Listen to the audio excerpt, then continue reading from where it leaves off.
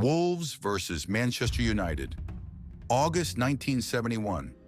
A match that started as football and ended as something much more. Back then, Wolves fans defended the North Bank, a smaller stand holding around 5,000. The South Bank, which held over 30,000, wasn't yet claimed by the home support, but that would change later in the decade. In 1971, though, it was all about holding the North. Colin, a Wolves fan, recalls the buildup. His group, known as the Temple Street Mafia, had ruled the town center before the George Hotel boys took over. When word spread that Manchester United fans were arriving in large numbers, the Wolves mob got to work early, picking off small groups and preparing for battle. At around 2 p.m., the real invasion began. Thousands of United fans flooded into Wolverhampton. A violent brawl broke out near the George Hotel, with both sides exchanging punches and kicks. The police were overwhelmed. United fans managed to push forward, eventually heading toward the North Bank in an attempt to take Wolves' end. But Wolves were ready. A large group from Bilston anticipated this and defended the North Bank, forcing United back. The police then redirected United fans to the South Bank, which ended up packed with around 10,000 Red Army supporters, a shocking sight at the time.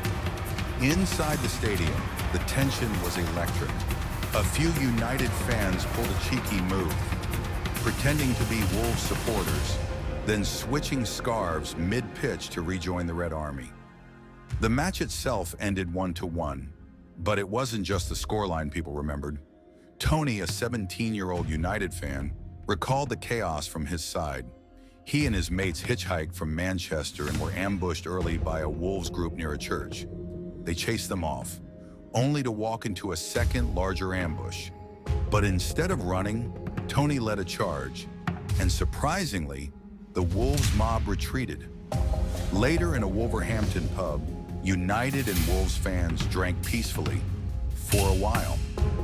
Then came the singing, the comments, and another fight. Wolves were chased into the streets.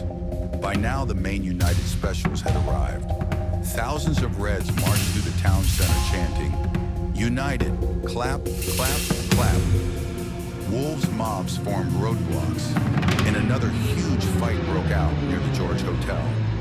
Tony admits Wolves held their ground well, but United's numbers proved too much. Then came the infamous Wolves subway. United entered from one side. Wolves charged from the other. The sounds of fists, boots, and shouts echoed off the tunnel walls. But once again, numbers won.